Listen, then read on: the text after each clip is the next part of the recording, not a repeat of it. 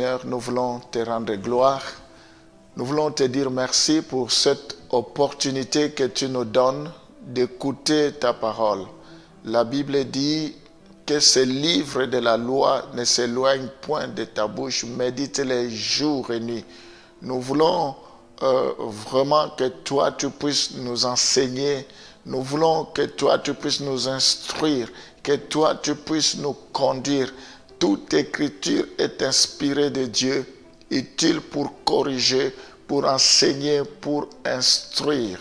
Nous voulons atteindre la stature parfaite. Nous voulons te ressembler tel que tu es, tel que nous sommes.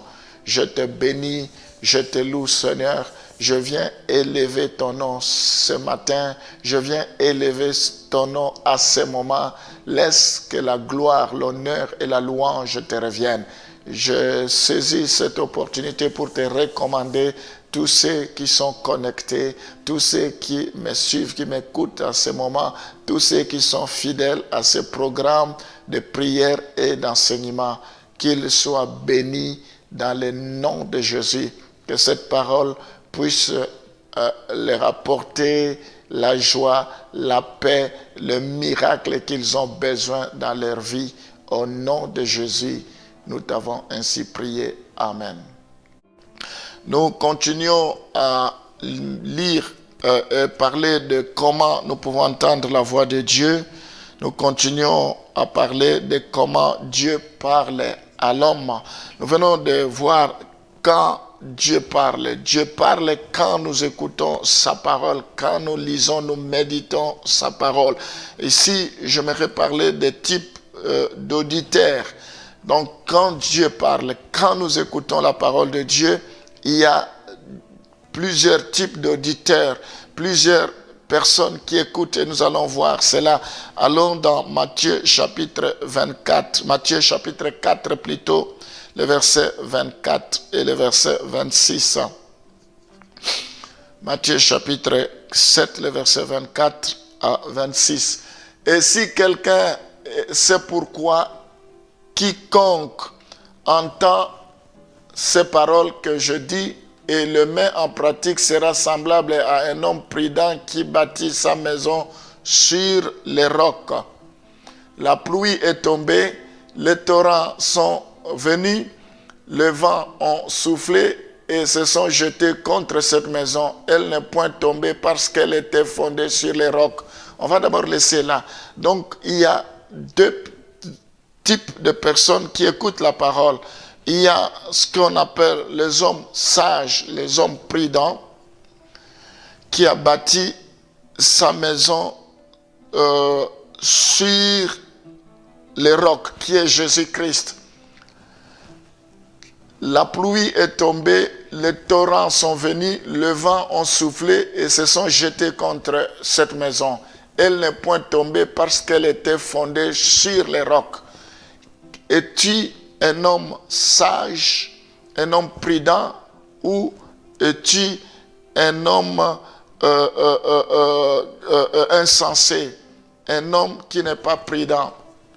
Un homme sage, c'est celui quand il écoute la parole, il le met en pratique parce que le vent va souffler, la tempête va souffler, il y aura des épreuves, des difficultés, il y aura des obstacles, il y aura des situations imprévisibles qui arriveront dans sa vie. Mais cette maison-là ne s'écroulera jamais parce qu'il est fondé sur les rocs. Voilà le type des auditeurs. Nous avons des auditeurs qui écoutent mais qui bâtissent leur foi sur les rocs. Nous avons aussi des auditeurs qui écoutent la parole mais qui ne sont pas prudents. La Bible dit, on continue le verset suivant, mais quiconque entend ces paroles que je dis et ne les met pas en pratique sera semblable à un homme insensé qui a bâti sa maison sur le sable. Donc, celui qui a bâti sa maison sur le sable, ils seront confrontés aux mêmes difficultés, aux mêmes épreuves. Mais pour le premier, sa maison subsistera, quelles que soient les épreuves. Mais pour le deuxième, Sa maison ne subsistera pas parce qu'il est bâti sur le sable. Donc la Bible nous parle d'un auditeur insensé entend la voix de Dieu mais n'agit pas suivant cette voix. Un auditeur sage entend et agit suivant le message de Dieu. Nous voyons que le premier est uniquement auditeur de la parole. L'autre est à la fois un auditeur et un pratiquant. Nous ne devons pas seulement écouter, mais nous devons pratiquer cela. C'est ça qui est beaucoup plus important. Vous ne devez pas seulement parvenir à connaître la voix de Dieu, vous devez apprendre à répondre dans l'obéissance à cette voix. Nous désirons écouter la voix de Dieu, nous désirons connaître la voix de Dieu. Pourquoi faire? Parce que nous pouvons bien écouter, mais ne pas pratiquer cela. Mais nous devons être de ceux qui écoutent la voix de Dieu et qui pratiquent cela. Ma prière est que tu écoutes et tu pratiques cette voix-là. C'est ce que la Bible nous dit dans Jacques. Nous allons lire Jacques chapitre 1, le verset 22 à 25. La Bible dit, mettez en pratique la parole et ne vous bornez pas à l'écouter, en vous trompant vous-même par de faux raisonnements.